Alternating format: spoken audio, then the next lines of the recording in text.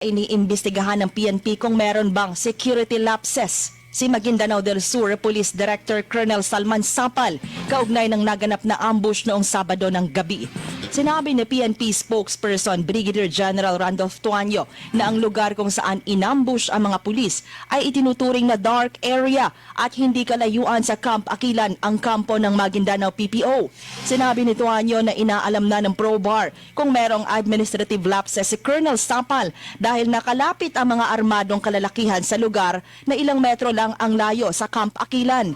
Tanong ni Tuanyo, bakit walang nakatalagang tropa o checkpoint sa ambush site? May checkpoint noon sa bahagi ng daan patungo sa kampo ng PNP pero inalis sa hindi malamang dahilan ayon sa report ni ProBar Director Brigadier General Jason De Guzman. Dahil may ambush na nangyari noon dyan, dapat na konsidera itong high-risk area at may deployment dapat na mga pulis ayon pa kay Tuanyo. Lumabas sa initial investigation na pinasabugan muna ang patrol car at sinundan ito ng sunod-sunod na putok mula sa iba't ibang direksyon. Ang mga sugatang pulis ay nakapagpaputok pa hanggang tumakas na ang mga nang ambush.